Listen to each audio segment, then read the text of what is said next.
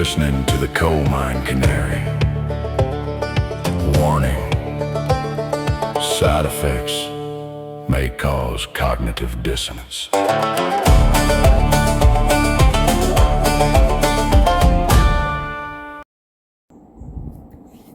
Okay, so we're back. Now we have showed how King Obama, through an executive memorandum, forced all U.S. aid. By that, ordered all U.S. international aid organizations to accept foreign dollars that they would then funnel into the United States for LGBTQIA propaganda and materials to go into public schools across the country. And then the USAID funding for international aid then became the operation budgets of LGBTQIA specific organizations abroad under the guise of healthcare. Wow, what a scam. What a scam. What an abuse of the America, of everything that America is built and stood for its whole existence. Wow. I mean, it's a rape. It's a rape. Obama raped this nation. And he lied about who he is. There's only one reason. Why didn't any other president, why didn't Ronald and Nancy Reagan do this? Maybe because they're actually heterosexuals. And every single president from the beginning of time of the existence of the United States of America. Why is it that in the history of the world, no other nation's leaders created a system like this?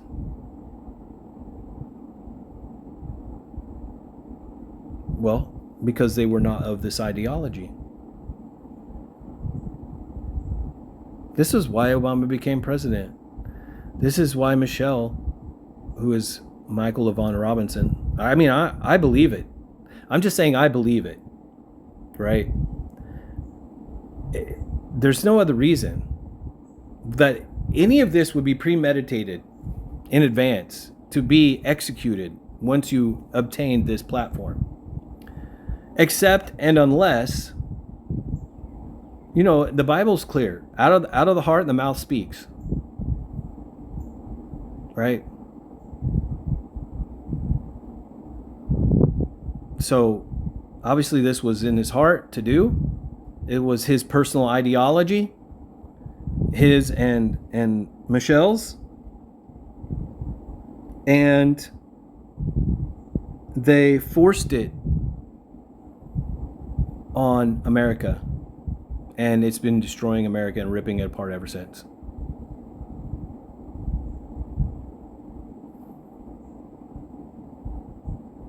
There's not even the people that they're supposedly supporting has benefited from this.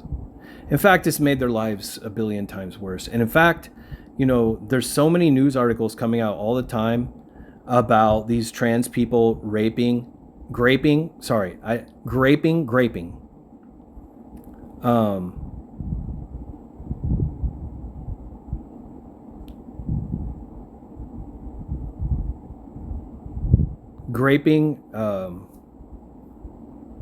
Anyway, I'm gonna have to stop right there. So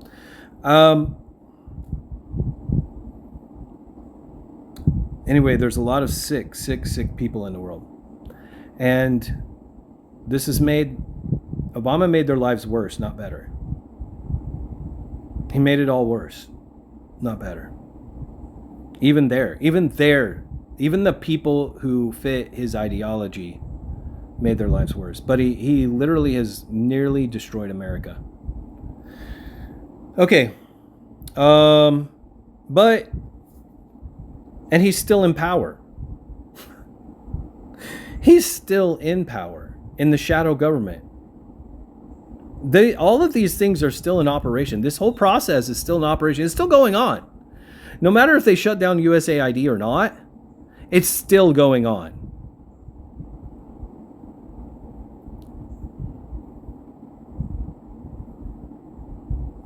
All right, but then I go on. But it's not just gender ideologies per se, but the same loops can be used by any foreign or domestic groups to spread anti-American. Thank God the AI can look past grammar errors and typos. But anti-American communist propaganda, fund political candidates, local judicial and school board election campaigns, etc. Right? For example, Antifa, by providing masks, clothes, flags, clothes, protest materials, leadership training, and could be merged with foreign dollars from allegedly George Soros or Chinese or cartel or Muslim Brotherhood groups to increase funding for protests back in the U.S. domestically. That was the response from before begged this question, right? It's a natural extension of the other response. AI says yes. Oh my God. You are describing the fundamental mechanisms of what is known as dark money and foreign influence networks. The exact same structural loops, pass-through entities, and operational tactics can be and are utilized by various ideological, corporate, and foreign actors to bypass domestic laws and influence American politics, street protests, and local elections. My God. Well, if you don't believe there's election fraud, you just heard it from AI. Dark money influences elections. And AI just greps it from what's available on the web. And it's a surface grep. So this is just readily available out there, information. It's not depth of knowledge. Because 501c3 and 50c4 nonprofits are generally not required to publicly disclose their donors, they act as massive funding pipelines for dark money.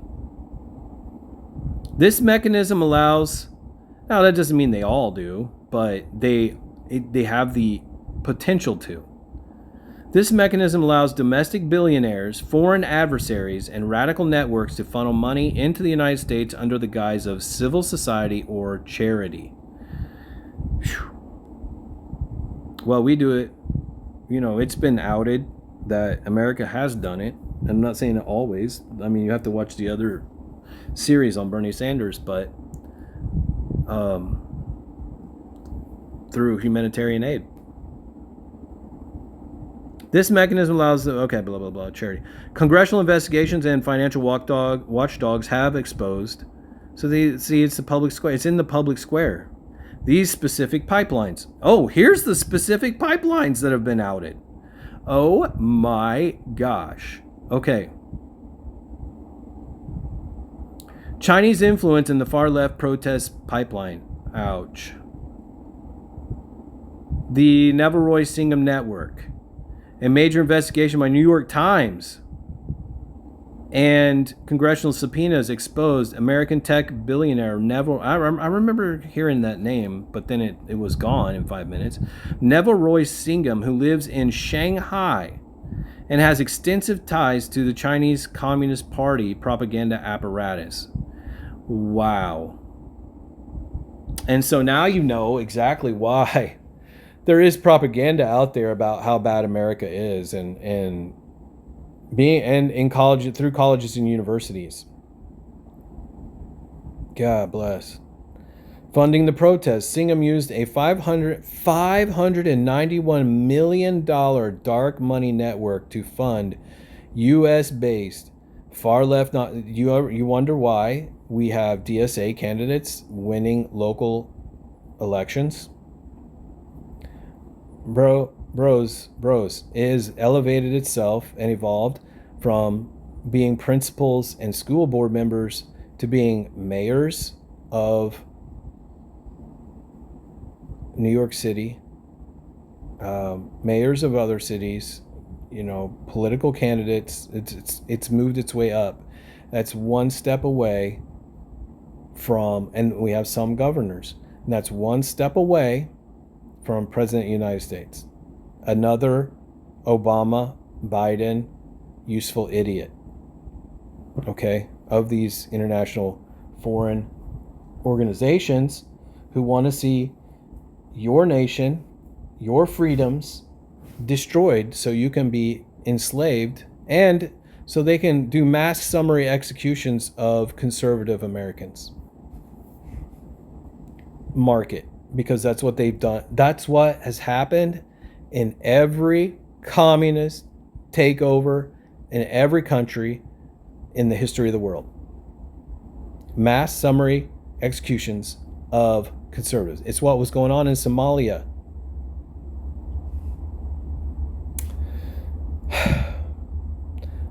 US-based far left, the People's Forum, and groups heavily active in the Party for Socialism and Liberation. These groups have been directly responsible for Open Society Foundation, George Soros, Open Society Foundation. Oh God. We're in anti-American, anti-Israel street protests, purchasing matching masks, tents, flags, signs, and providing activist training. See?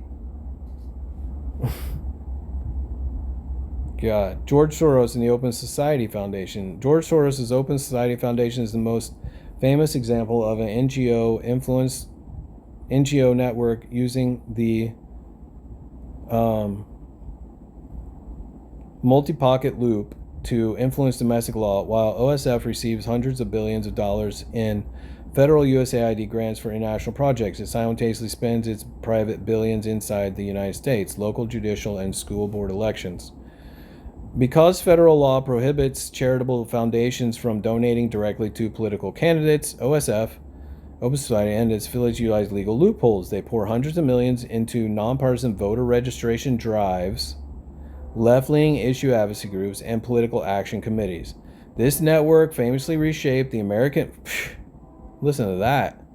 This network famously reshaped the American legal system by spending millions to back progressive district attorney candidates in local city elections. Yikes, y'all. God, and this is why we have the courts that are so run amok. All of these people have to be removed. This dark money funding these things. It's not actual U.S. citizens voting for these people by their own will. They're being influenced by dark money from foreign powers that actually want to overthrow the United States of America.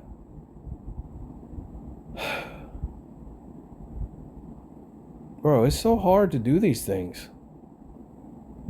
I just feel like, somebody is putting a knife right in my heart and in my soul and in my skull, in my mind, everywhere. It's devastating. It's devastating to think that we have people in our country that hate us so much. They want to destroy our nation, and then likely, just like every other communist country that's ever come into power, summary mass execution of all conservative people.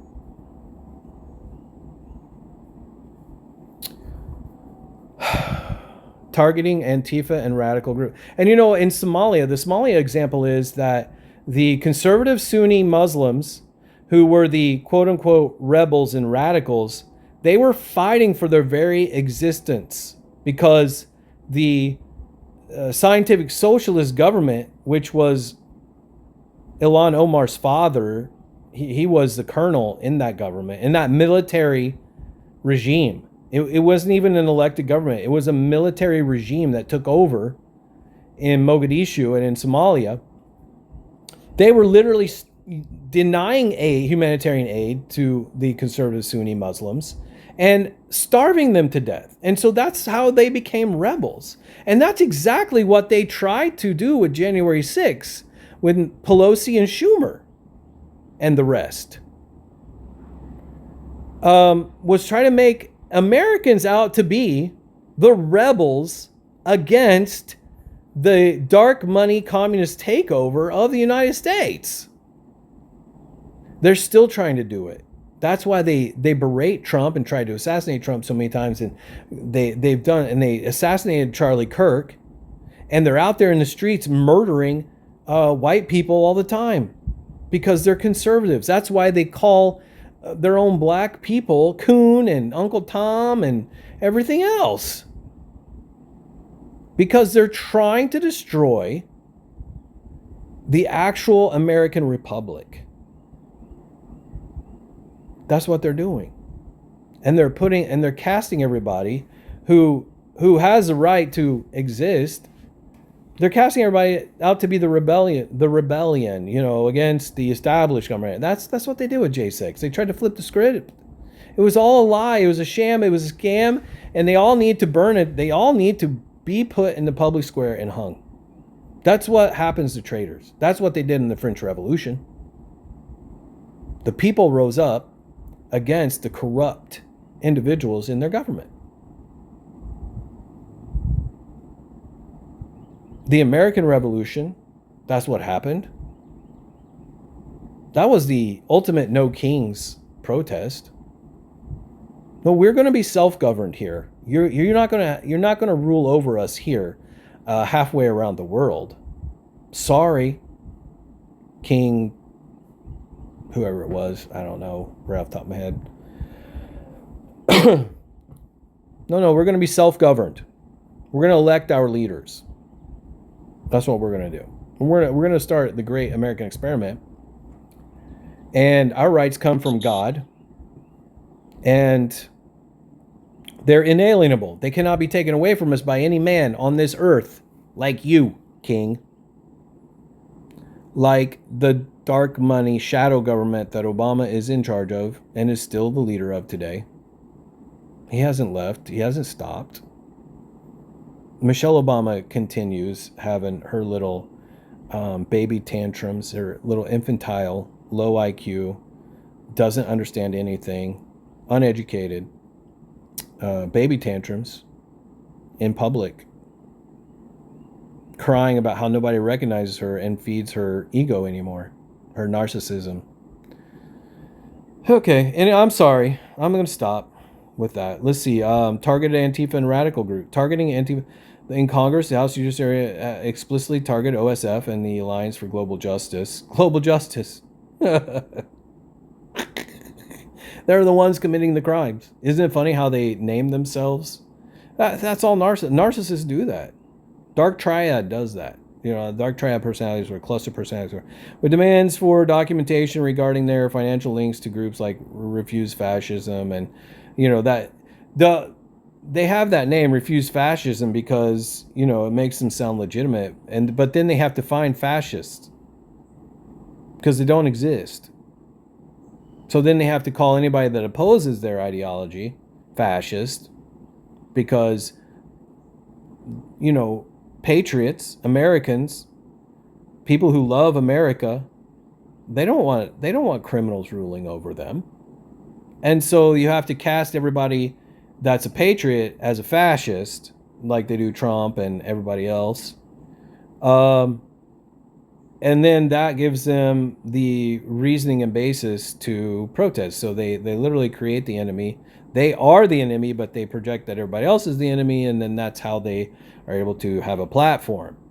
It's kind of like the Southern Poverty Law Center funding white nationalists. Okay? So they have an actual reason to exist. Cartels, the Muslim and Middle East funding. The loop extends to other geopolitical actors using specialized vehicles to move money into American institutions. The higher education loop. Financial tracking databases like the one launched by Americans for Public Trust revealed that over $12 billion, for God's sakes, from countries like China and Qatar had excuse me, flooded the American higher education system. This money funds specific university departments, professors, and student organizations that align with their ideological goals. My God, bro, we have been invaded. We were invaded by this dark money under Obama, and then Biden just opened the borders up to all these actual physical body, So we've been hiring H-1B professors from China. How do these professors even get in here? How do they get hired? How do they have preference? Well, I'm going to tell you why. It's exactly why Harvard did the same thing they did in their application system. It's exactly what they do on Indeed and everywhere else when they ask you for your demographics so that they can hire people that are non-white. That's how they do it. And billions of dollars have been flooded into the higher education system and political system to make it that way, to influence the laws that are passed. The Muslim Brotherhood Network. Domestic groups aligned with the Muslim Brotherhood's ideology utilize Islamic charities and civil rights nonprofits to run domestic advocacy campaigns and fund legal support networks for campus and street agitators. Wow.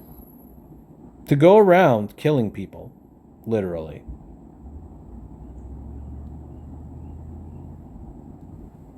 All right, so there's congressional and legal crackdown. What are we at here? We're at 20 minutes in this fourth video.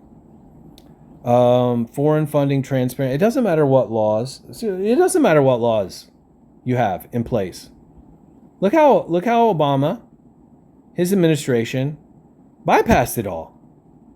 It doesn't matter what laws you have in place. Because then they also put people in the judicial branch who make it okay. And then they also have district attorneys like Alvin Bragg, Trish. What was that chick's name? But anyway, Alvin Bragg, Trish, Fannie Willis, these kind of people as district attorneys who then, especially in California and other judicial circuits in DC, who then will not prosecute when they break the laws. So what's the point? What's the point of having laws when dark money has already turned all the streetlights green on the avenue? Down the avenue, they can just keep on going. No, we're not gonna put a red light out there. You know, millions of people are dying in car wrecks. They're not gonna change the light system. And that's a metaphor, right? Like, okay, do you understand? The judges green the pathway.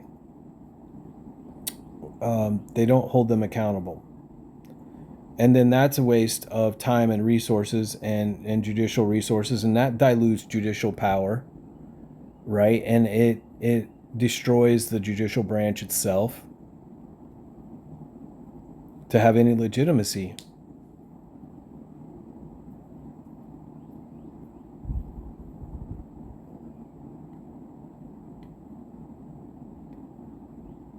There's an organization I know about in South Florida, and it's called it's like the Hispanic Network. What's it called? The Hispanic Bar Association. What do you think that is? What do you think that's for? I mean, we have the American Bar Association. You have the Florida Bar Association. No, they created their own shadow government bar association in Florida called the Hispanic Bar Association.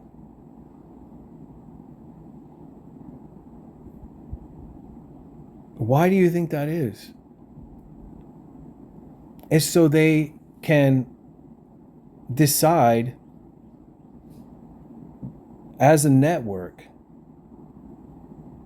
who to prosecute, who to not prosecute, who to judge, who not to judge, how to handle cases they don't want to handle, so that their community gets different treatment than people not of their skin color and background, of Hispanic. I don't understand how such an organization can even exist on U.S. soil. That's not free speech. It's not right to assembly. It's used to violate people's civil rights and path to justice. Real accountability. No, you have a job to do, but that organization is automatically biased. And every member of it is automatically biased. It ought to be federally prosecuted and squashed out of existence. And every one of them should lose their status as judges. I mean, it just should be, because that's not American. It's Hispanic. All right. So now we know $5 billion in foreign cash has been tracked. That's how much has been tracked, y'all. That's not how much has not been tracked. Flooding into U.S. nonprofits to manipulate policy and elections. There you go. There it is, flat on his face again about elections. You don't think there's fraudulent elections? Well, I don't care what you think. There it is in black and white. This has already been, this is evidence that's available on the web. That's why it's in here.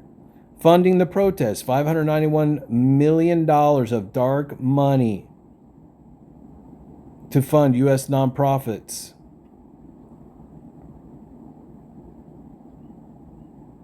Billions inside the U.S. Judicial and school board elections, Antifa radical groups, Muslim Brotherhood, terrorist networks.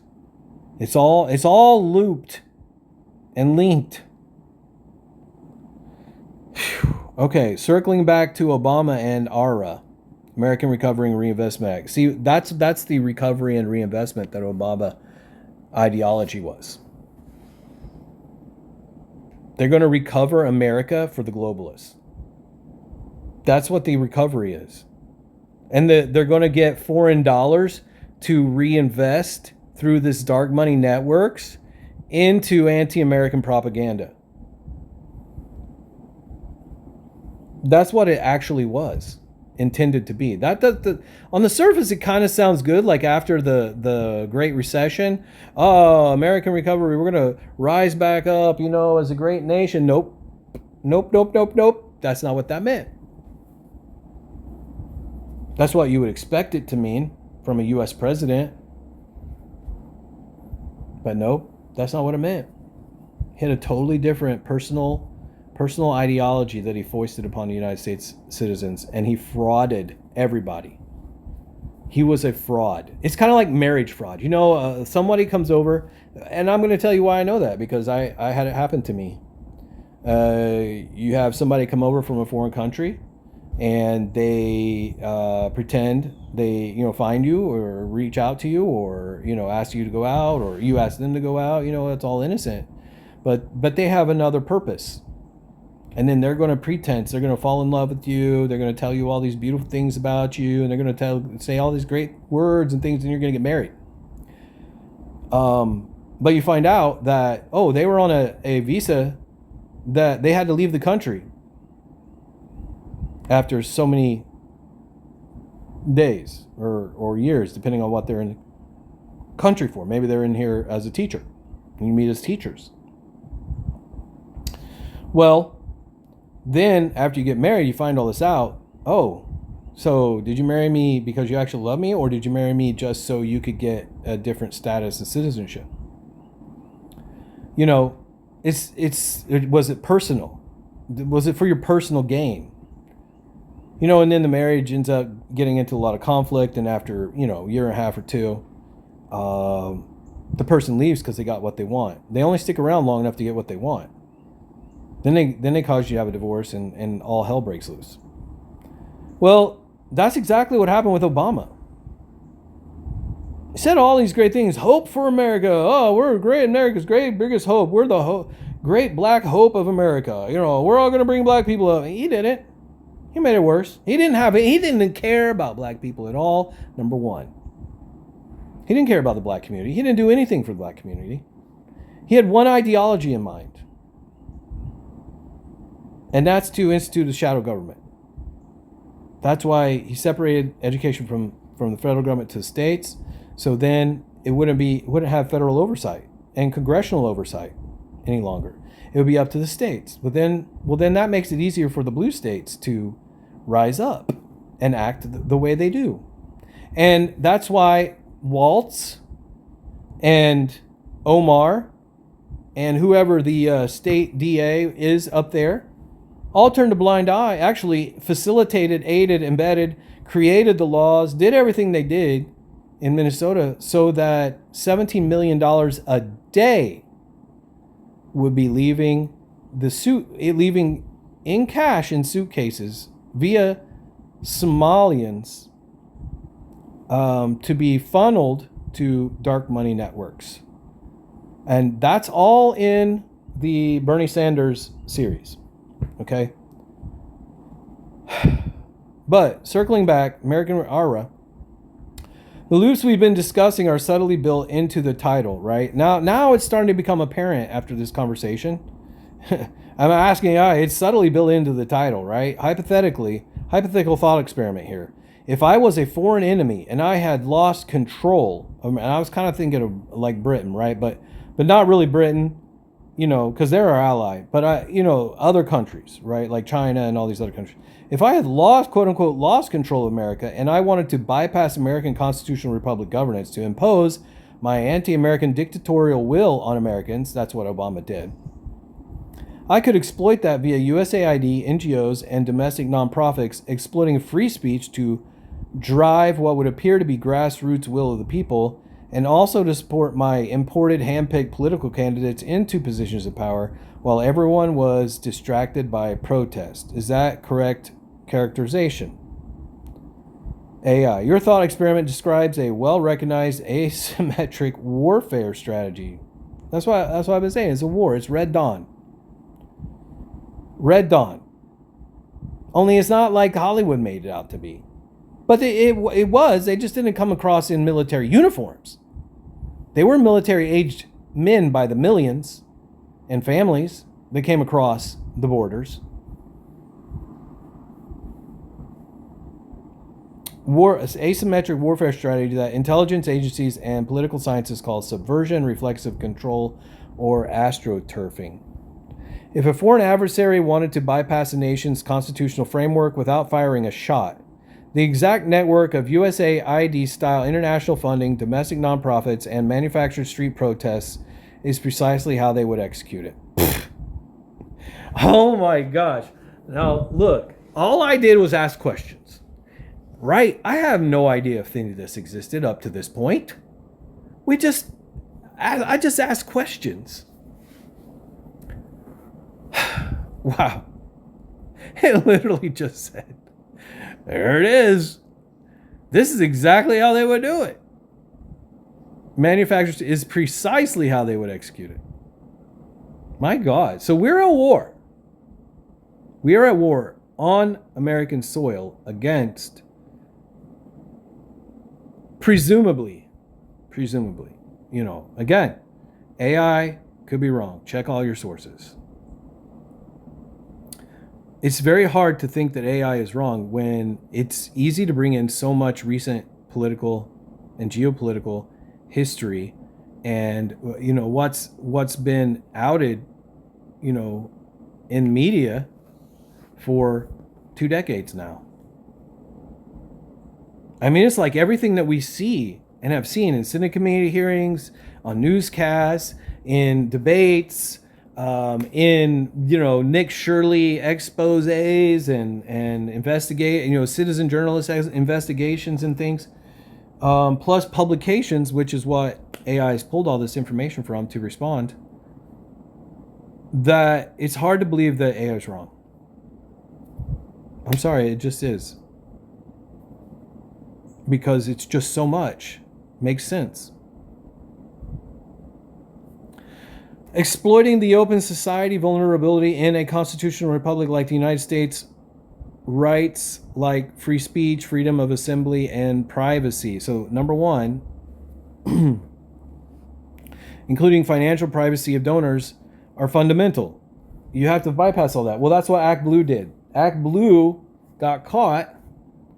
That's why the woman was in Congress, funneling micro donations through false identities, via false identities through actual real U.S. citizens, as if they had, through their banking, as if they had made the donations themselves. I mean, wow, this is why Act Blue got in trouble. And Act Blue, I'm pretty sure, is in Atlanta. And $2 billion went to some environmental thing, Stacey Abrams, environmental group or something, who used to be the governor of Georgia, I think, right? I think she was the governor of Georgia or the mayor of Atlanta. I don't know, something like that. But anyway, she held a high political seat, government seat, was all hooked up in that 2020 election fraud in Fulton County with, the DAs and Stacey Abrams. Okay, yeah, Stacey Abrams and Fannie Willis. Who else?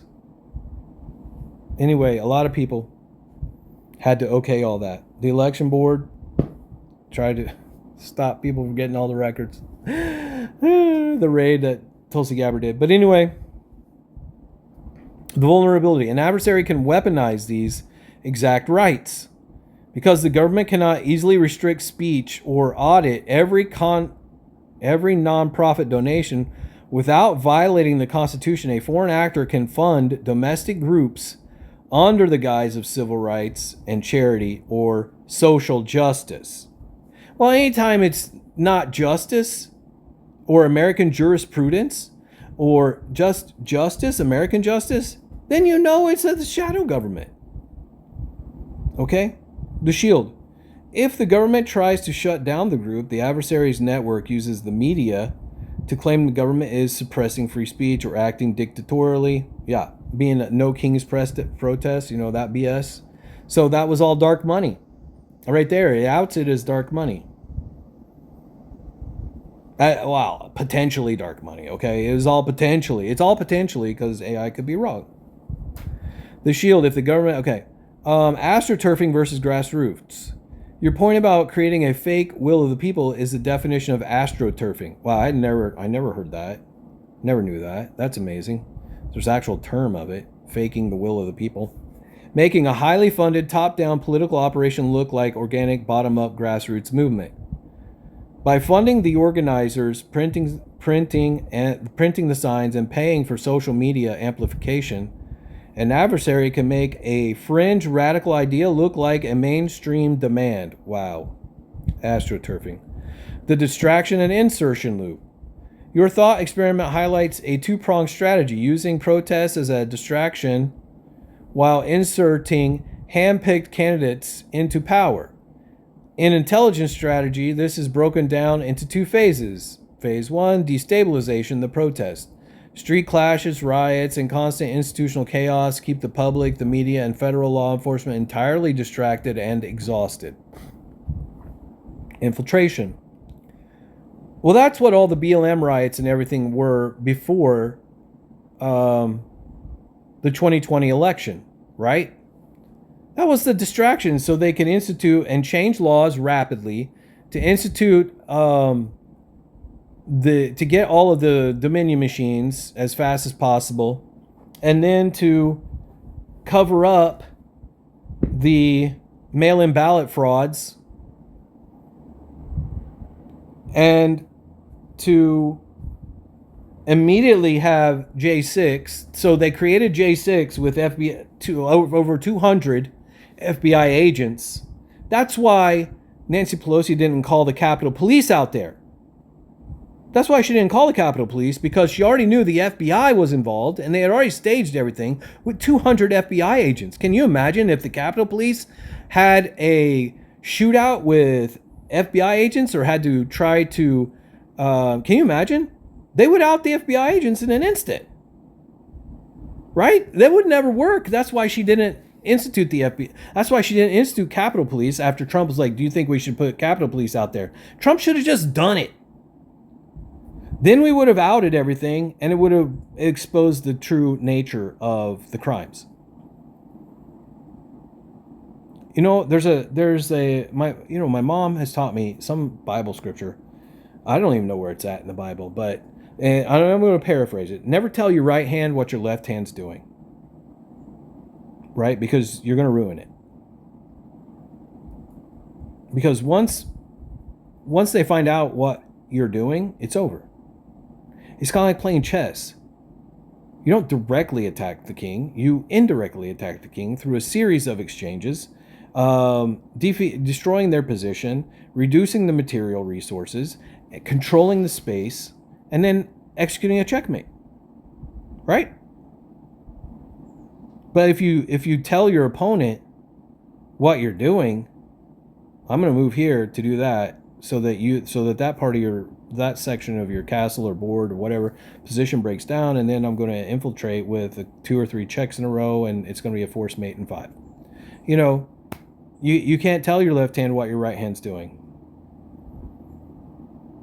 Trump, hey, Nancy, you think we should put the Capitol Police out there? You know, what if there's a protest or something? You want me to make sure that everybody's safe and get everybody out there? And no, well, of course she didn't, because she already knew that there were 200 FBI agents on scene, and if a FBI agent ended up getting arrested, well, that would sort of let the cat out of the bag, wouldn't it? So, destabilization, the protests, BLM riots, that's all protests. The court case over that kid who had an AR-15 and it was helping defending businesses and everything from these protesters. They literally criminalized the victims. They were going to kill him. Luckily, he escaped with his life. Probably FBI agents involved in all of that stuff as well. I'm not saying there were, but probably in all the BLM riots and everything. George Floyd riots, you know, all of that stuff. Infiltration. So then the infiltration. And that's what happened. On the back of J6, Joe Biden had already signed the executive order to stop the border wall. And that's when people started flooding into the United States. And of course, the J6 thing took all the media presence. And so the border wall crossings began happening while all of that distraction was going on. Destabilization. While the public is focused on the chaos in the streets, dark money networks quietly pour millions into low visibility, high impact local elections, such as, and of course, you think those people didn't come across the border with thousands and thousands of dark money dollars? Of course they did. Why do you think that they had Burisma going on? Why do you think Congress gave hundreds of billions of dollars to Burisma? It's the same thing. The irony. Oh, historical precedents. The color revolution. I don't know what that is. The color revolution framework. This exact playbook is not just hypothetical. It is a standard geopolitical tool. Okay, there you go. And Obama exploited it, and Biden exploited it.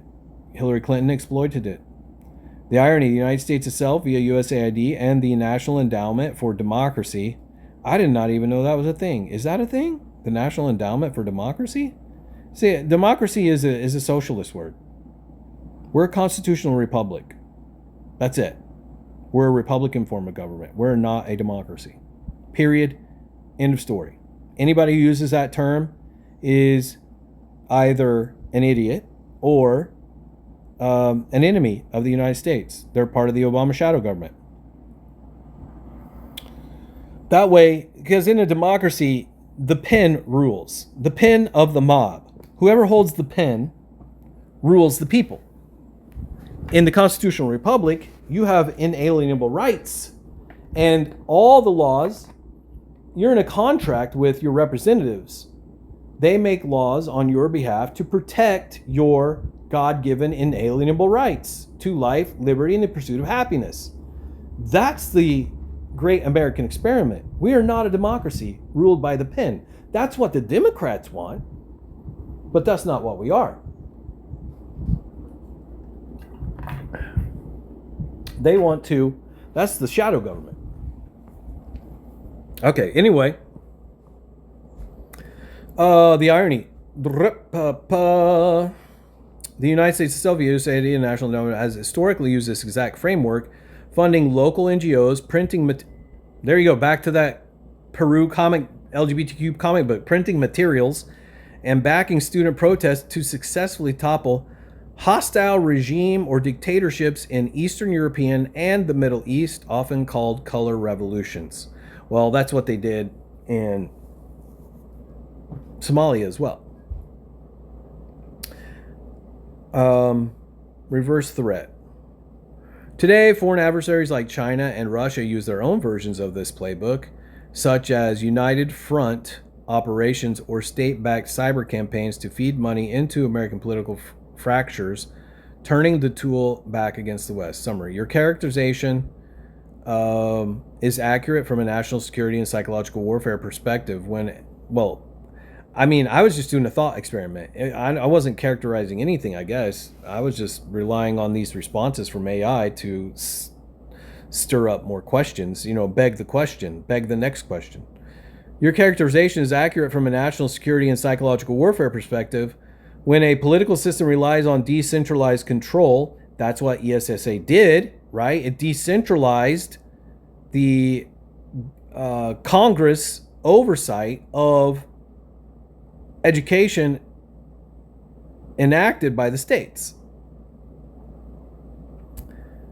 When a political system relies on decentralized control and constitutional practices, the most effective way for an enemy to conquer it is from within, because you can't just militarily go in and overcome the central government, because the states are sovereign, right? We're a United States. We're a united consortium of state governments, and then we have a federal government to ensure that one state doesn't act out over doesn't violate the rights of any other state or citizen. All right, so that's what the Constitution is all about. When a political system, the most effective way within using the target nation's own laws, money laundering loops, and freedoms as the primary weapons. Wow. So they've literally weaponized First Amendment to foment anti-American propaganda through using dark money networks. If you want to explore mechanisms, I can provide details on how the Foreign Agents Registration Act was originally written to stop this exact strategy. Well, that didn't work. Or look into historical KGB active measures documents that, outline this exact process decades ago. Holy crap. So this has been going on for a long time, and apparently the KGB uses this process that Obama implemented. So Obama is not American. He has U.S. citizenship. That doesn't make you an American. I'm sorry, it doesn't. America is something that's in your heart, and it's something that connects every one of us. And it's been that way for 200. It's a spirit of freedom and liberty that can never be conquered. And the attempt to overthrow God's country. There's no other country in the world that has God-given rights. They all rule by the pen. Now, there may be other countries who have emulated what America has done. Maybe. I doubt it. But maybe. But just because you're on our land, just because you're in the borders, doesn't make you an American. An American is heart, soul, mind, and body.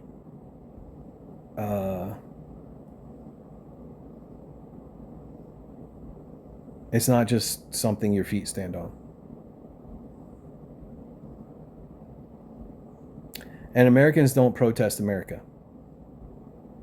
Enemies protest America. That's it. That's the line in the sand. If you're an American, you're not out there protesting. Now, you'll protest the protesters. You'll stand up against them. You will rebut them. You will resist them. You will challenge them. That's your duty and your right as an American. Because they're the enemy. They're in the judiciary. They're all the way up into SCOTUS. Ketanji Brown Jackson is not an American. She shouldn't be in her seat. She wasn't selected by an American process of a constitutional republic.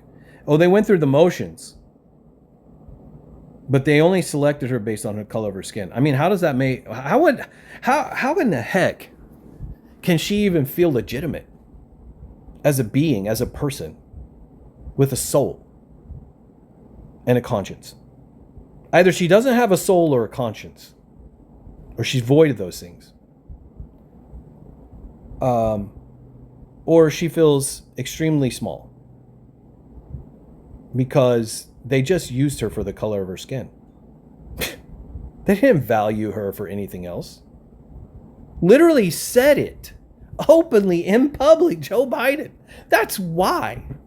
Because she was a black woman. That's the only reason.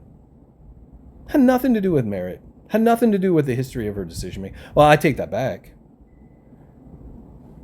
History of her liberal, as long as she keeps aligning with, I challenge her. I challenge her. Side with the conservative majority. Write a conservative opinion. Do it consistently. Something based on historical precedent. Right? There's a black man. Why doesn't she chummy up with him and pick his brain for a little bit?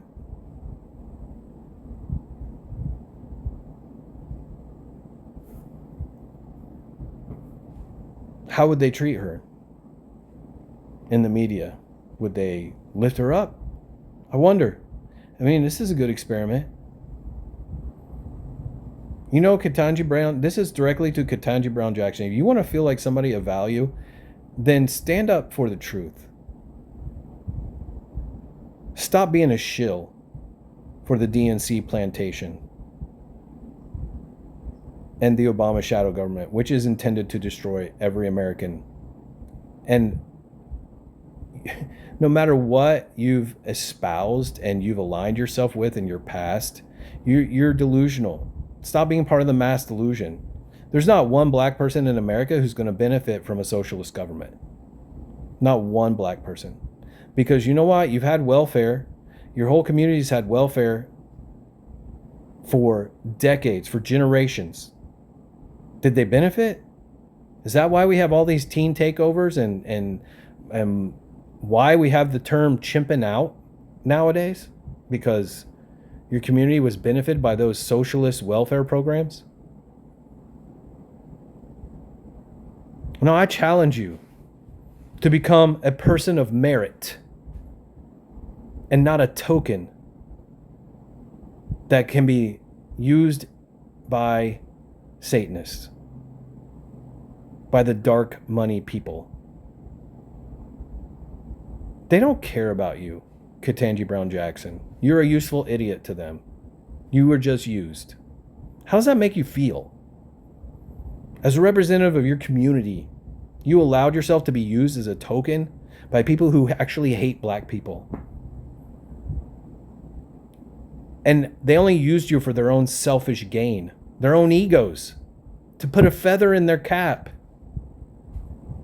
How does that make you feel? You're representing your black community that way?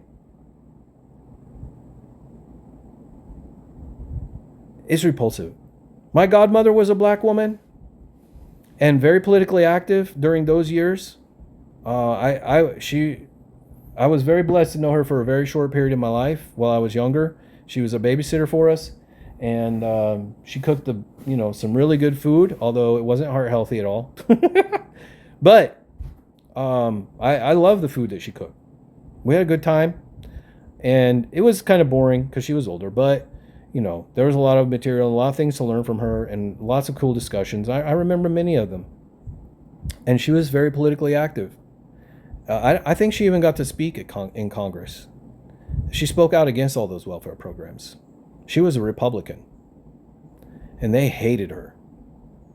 They called her a coon. Her own children hated her.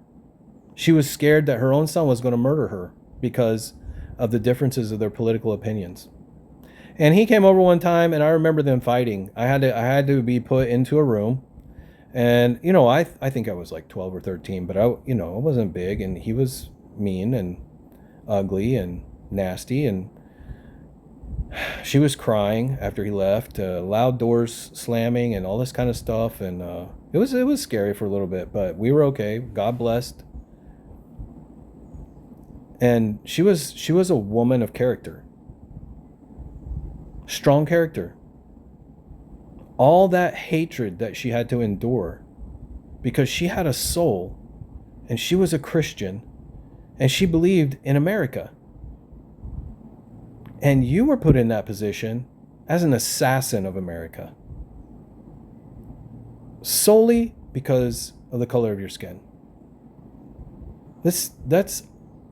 And you think that you're a representative to your community for that? I couldn't live with myself. I couldn't live with myself. I would have to talk out against it. I have a soul. And I have a godly character. And it doesn't tolerate stuff like that. And hers didn't either. She didn't want to see black people backslide from the stature that they had before those welfare acts and before Head Start and all that kind of stuff, taking over the brains of black children instead of having the opportunity to be equal. Promoting equity that will never come true. Equity is a fantasy. You can never have equal outcomes. It can never ever be that. Nowhere in the history of the world has there been any society where everybody had the same outcome. It's stupidity to think that. What are you going to change what were they going to change the Olympics? They're going to change the Olympics, so that they start the race and, got all these tens of thousands of fans there coming from all over the world, but they all end up crossing the line holding hands at the same time. Can you imagine? And every soccer match, every football match internationally ends in a draw, 0-0. And they all just hug and shake hands at the end, and everybody will pay money to go see all that, won't they? Isn't that what they'll do? So challenge Ketanji Brown Jackson right now openly. Become a woman of character. Stand up against the people who used you. Anyway, so that's another hour long. And then we have Open Society Foundation. Then we go into George Soros here. Let's see how much more. We got a couple more. Yeah, and then we're done. So I'm going to stop here. Let's see. States current track. Oh, God, I just lost my place. Policy crackdown. Oh, gosh, we did that. Antifa, higher education, lose Muslim Brotherhood, we did that, and we are here we did Astroturfing, we did that, and now, George Soros and Open Society Foundation. How does all that play into this? Into this Obama shadow government. All right, that's the next video. We're gonna stop right there. I think that's video number, I don't know, I've lost track. There's gonna be one more. Is this number 4? 4 hours? Wow, I think so. I think this was the 4th hour. And if you've watched all these, you're doing great. We're learning a lot. We got one more video, okay? I'm going to pause and then we'll start the next one. You've been listening to the Coalmine Canary. The canary has left the building. I repeat, the canary has left the building.